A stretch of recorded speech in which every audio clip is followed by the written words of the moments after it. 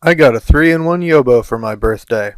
The FC3plus multi-video game system developed by Yobo Gameware is an old-school knockoff console. It boasts the power to play Super Nintendo, Nintendo, and Genesis games, as well as something called G-Factor, which I've never heard of. Rumor has it they may be Yobo brand games. It does not include instructions, as all of the instructions needed are printed right here on the back of the box. I guess you're less likely to lose them that way. Well, let's take a look at what I've got here. The deck itself is made out of very lightweight materials. In fact, it seems a bit cheap and flimsy. There are 3 ports on it, one for the Super Nintendo, one for the Genesis, and one for the Nintendo, as well as a switch that toggles between the 3 modes. There's no port for an RF switch, but there are ports for AV cables that come included. And the AV cables are a bit cheap, by the way. There's also a switch labeled O/J, and I have no idea what this switch does. The controller looks pretty cool, and it has 6 buttons labeled A, B, C, X, Y, and Z, as well as its 2 shoulder buttons. However, the controller is also made of very cheap, flimsy material. On this controller, the D-pad has a tendency to stick in the down or right position and not release. Now, in certain precision-based games, this can kill you. The other controller doesn't seem to have this same problem. However, I find that when using it, the left shoulder button has a tendency to stick in place. It's possible that it just needs to be broken in, I'm not sure. The problem may even get worse over time, though. The controller plug is unlike those of any of the systems that are emulated here. That's right, this is a Yobo exclusive plug. That means you are limited only to substandard Yobo brand controllers. You can't use your regular NES or Super Nintendo controllers, nor can you use your NES Advantage, your Precious Power Glove, or even your multi-tap. Let's give it a whirl and see how it performs, though. I'll start with Super Mario World for the Super Nintendo.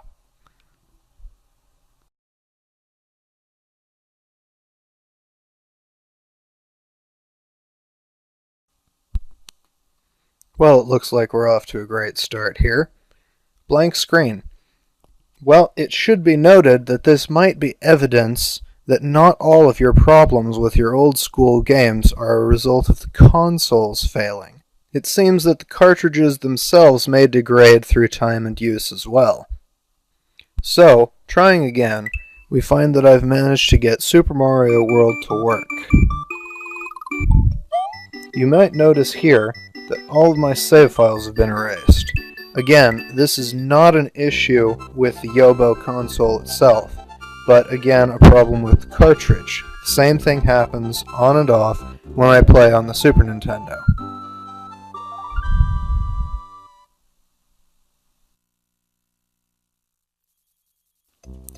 For the most part, Super Nintendo mode works well. However, the control scheme is changed and might take some getting used to.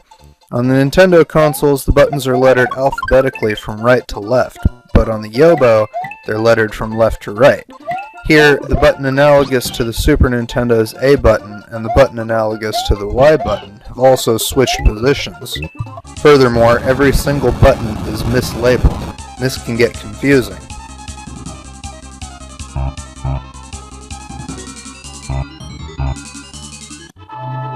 The colors displayed seem to be a little darker and a little duller on the Yobo. Most of the time I couldn't really tell the difference, and even when it does become more obvious, it shouldn't be enough to interfere with gameplay.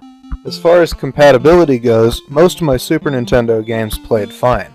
Donkey Kong Country, though, doesn't seem to accept any kind of controller input, and I couldn't get past the title screen. Super Mario RPG doesn't play at all.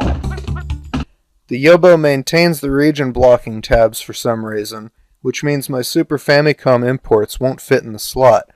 I don't know if they'll play or not, and I'm not quite ready yet to mutilate the console in order to find out. There's also a problem with the second controller input in Super Nintendo mode.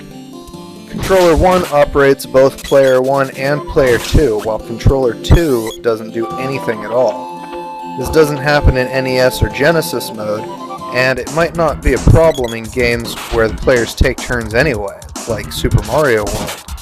But in a game with simultaneous multiplayer like Secret of Mana, it's a serious issue.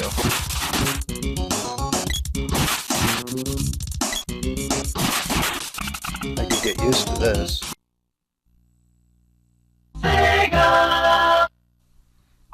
As for Genesis mode, I never owned a working Sega Genesis, so I don't have much basis for comparison. But it seems to run just fine to me. Sonic 2 is the only Genesis game I own.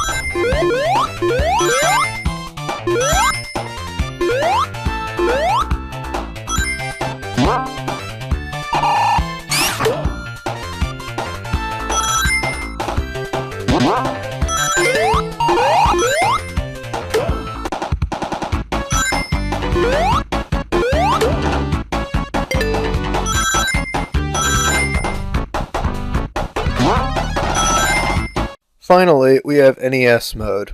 The NES port seems to be a bit of a tight squeeze. Furthermore, the cartridge wobbles back and forth quite a bit while it's in there. It can also be hard to pull the cartridge back out again. The first thing I noticed about NES mode is that the audio quality is significantly diminished. The volume is reduced and there's a constant buzzing sound. The next thing I noticed was that the colors didn't seem quite right, as if the Yobo uses its own unique color palette. Take a look at Super Mario Bros. 3 here and compare it to the NES. The sands of the desert world have a sort of a greenish hue on the Yobo, and the skies are decidedly purple.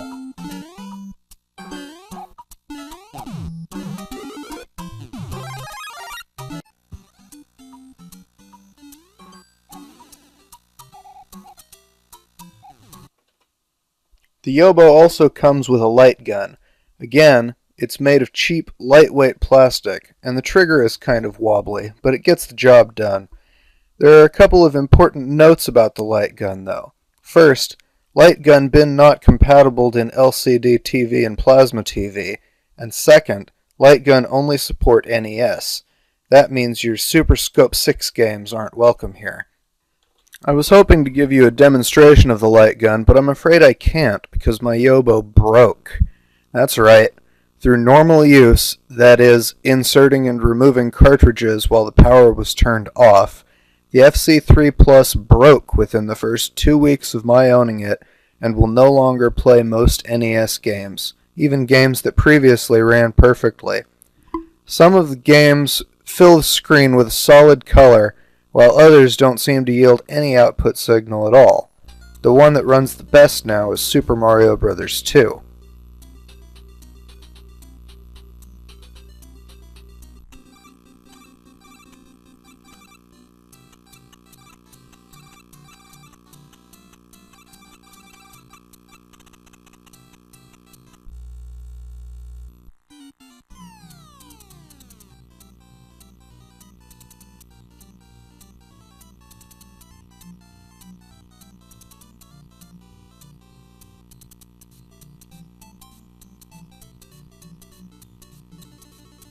Feel free to comment with your own Yobo experiences.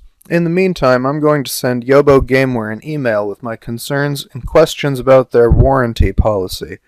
I'll post a follow-up video after I get their response. I'm sure they'll get back to me right away.